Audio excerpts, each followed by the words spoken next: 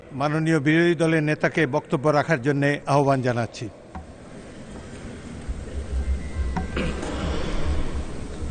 আলহামদুলিল্লাহি রাব্বিল আলামিন ওয়াসসালাতু ওয়াসসালামু আলা রাসূলিহিল কারীম ওয়া আলা আলিহি ওয়া সাহবিহি ওয়া আহলি বাইতি আজমাইন।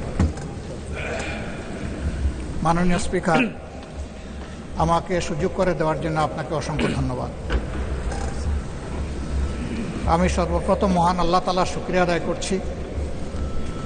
আপনাকে ধন্যবাদ জ্ঞাপন করার পাশাপাশি সারা দেশবাসী এবং বিশেষ করে আমার নির্বাচনী এলাকার সম্মানিত জনগণকে ধন্যবাদ এবং কৃতজ্ঞতা জ্ঞাপন করছি। তারাই আমাকে এবং আমাদেরকে এখানে কথা বলার সুযোগ করে দিয়েছেন তাদের মূল্যবান ভোটের মাধ্যমে। আমি গভীর শ্রদ্ধার সাথে স্মরণ করছি 47, 52, 71, 90 শাপলা চত্বরে সম্মানিত শহীদবৃন্দকে এবং ফ্যাসিস্ট আমলে 15.5 বছর যারা নির্যাতিত হয়ে দুনিয়া থেকে বিদায় নিয়েছেন, লড়াই করেছেন, আহত হয়েছেন, পঙ্গু হয়েছেন, আয়নাগরের বন্দী হয়েছেন, বিভিন্নভাবে যারা নিগৃহীত হয়েছেন, বিশেষভাবে আমি গভীর শ্রদ্ধার সাথে স্মরণ করছি 24 জুলাইয়ে যারা বুক চিতিয়ে লড়াই করে আমাদেরকে আজকের এই সংসদ গঠন করার সুযোগ তৈরি করে দিয়েছেন। তাদের মধ্যে যারা নির্যাতিত হয়ে দুনিয়া থেকে বিদায় নিয়েছেন, মহান রব্বুল আলমিনের দরবারে দোয়া করি আল্লাহ তাদের সকলকে শহীদ হিসাবে কবুল করুন। যারা আহত পঙ্গু হয়েছেন, আল্লাহ তাদেরকে সুস্থতার নিয়ামত দান করুন। আমরা সকলের প্রতি গভীর শ্রদ্ধাশীল, কৃতজ্ঞ, ঋণী। আজকের এই সংসদ গতানুগতিক কোনো সংসদ নয়, এটা 24 রক্তের উপর দাঁড়িয়ে থাকা একটি সংসদ। আজকে আপনি এই মহান সংসদের স্পিকার বা অভিভাবক নির্বাচিত হয়েছেন এবং আপনার সাথে ডেপুটি স্পিকার হিসেবে জনাব কায়সার কামাল সাহেব নির্বাচিত হয়েছেন। আমরা দুইজনকেই অভিনন্দন জানাই। মাননীয় স্পিকার, বাংলাদেশের স্বাধীনতার পরপর 55টি বৎসর আমরা অতিক্রম করে এসেছি।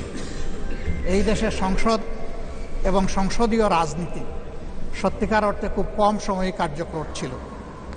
অল্প যেটুকু সময় ছিল জনগণ তার সুবিধা পেয়েছে। বেশিরভাগ সময় ফ্যাসিজমের কবলে পড়ে এই সংসদ ছিল অনেকটা দামি সংসদ, অকার্যকর। এবং আপনি যে বিরল সম্মানে আজকে ভূষিত হয়েছেন, এই জায়গায় অভিভাবকত্বের দায়িত্ব যারা পালন করেছেন অতীতে, তারা নিজের উপর, সংসদের উপর, দেশবাসীর উপর, গণতন্ত্রের উপর, মানুষের অধিকারের উপর তারা সুবিচার অনেকেই করতে পারেননি। আমরা আশা করি আপনার এই অভিভাবকত্বের জায়গা থেকে আপনি যদি একটা দল থেকে নির্বাচিত হয়ে সংসদে এসেছেন, কিন্তু ইতিমধ্যেই আপনি ঘোষণা দিয়েছেন যে আপনি জাতীয়তাবাদী দলের স্থায়ী কমিটির সদস্য পদ থেকে পদত্যাগ করেছেন, এখন আপনি সকলের। আমরা মনে করি আপনার কাছে সরকারি দল এবং বিরোধী দল আলাদা কিছু হবে না। আপনার কাছে আমরা সুবিচার পাব, জাতির কল্যাণে যে কথাগুলো বলতে চাইব সেই কথাগুলো বলার সুযোগ আপনার কাছ থেকে পাব।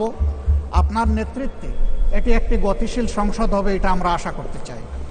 আমরা আশা করতে চাই অতীতে যে মন্দ নজির সৃষ্টি হয়েছে বিভিন্ন সময়, এটি নতুন করে আর হবে না। আজকের এই সংসদে অনেক তরুণ সদস্য এখানে আজকে এসেছেন। আমিও বয়সে একটু বেশি হলেও আমিও তরুণ। আমার জীবনে এটা প্রথমে এই সংসদে ঢোকা, সুতরাং আমিও তরুণদের একজন। সেই তরুণরা যারা এখানে প্রাজ্ঞ আছেন, অতীতে যারা এই মহান সংসদের সদস্য বারবার নির্বাচিত হয়েছেন, তাদের কাছ থেকে আমরা ভালো কিছু শিখব। আমরা অতীতের সংসদগুলোতে দেখেছি এখানে দেশের মানুষের কল্যাণ বিবেচনায় আলোচনা না হয়ে মানুষের চরিত্র হননের জন্য এখানে বিপুল সময় ব্যয় করা হয়েছে। আমি আপনাকে বিনীতভাবে অনুরোধ করব, এই সংসদ যেন কারো চরিত্র হননের কেন্দ্রে পরিণত না হয়। আপনার কাছ থেকে কেউ সামান্যতম সুযোগও যেন এই ব্যাপারে না পায়। আমরা চাই এই সংসদ শুধুমাত্র জনকল্যাণে প্রতিষ্ঠিত হবে এবং পরিচালিত হবে। আমি আস্থাশীল, গভীর আস্থাশীল, আপনি একজন লড়াকু মুক্তিযোদ্ধা, আপনি পারবেন ইনশাআল্লাহ এই সংসদকে সফলভাবে নেতৃত্ব দিতে। আমরা আপনার সঙ্গত প্রত্যেকটি বিষয়ে কথা দিচ্ছি, আমরা আপনাকে সমর্থন দিব, সহযোগিতা দিব, আপনার জন্য দোয়া করব। আমরা আপনার কাছ থেকে শুধু ইনসাফ আশা করব। আপনি যদি এই সংসদের উপর ইনসাফ করেন, তাহলে 18 কোটি মানুষের উপর ইনসাফ করা হবে। কারণ রাষ্ট্রের গুরুত্বপূর্ণ 3টি অঙ্গের এটি হচ্ছে সবচেয়ে গুরুত্বপূর্ণ অঙ্গ। এই অঙ্গটা যখন সুস্থ সবলভাবে পরিচালিত হবে, বাকি দুইটা অঙ্গ সরাসরি সেইভাবেই কাজ করবে। মাননীয় স্পিকার, আবার বলি, জুলাইয়ের রক্তের উপর দাঁড়িয়ে এই সংসদ, জুলাইয়ের একটা প্রত্যাশা ছিল, একটা মাত্র স্লোগান ছিল, উই ওয়ান্ট জাস্টিস। আমি আবার এটা এখন উচ্চারণ করলাম, উই ওয়ান্ট জাস্টিস। আপনার মাধ্যমে সমাজের সকল অসঙ্গতি, অন্যায়, অপরাধ, দুর্বৃত্তপনা, এটা রাজনৈতিক হোক, অর্থনৈতিক হোক, সাংস্কৃতিক হোক, এই সবগুলার অবসান ঘটবে এই সংসদকে কেন্দ্র করে। এই প্রত্যাশা ব্যক্ত করে আমি আপনার সুস্বাস্থ্য, দীর্ঘ হায়াত কামনা করছি এবং সফল নেতৃত্ব আমি কামনা করছি, যে আপনি অভিভাবক হিসাবে ইনশাআল্লাহ সফলভাবে নেতৃত্ব দিবেন। আল্লাহ হাফিজ। আসসালামু আলাইকুম রহমতুল্লাহ।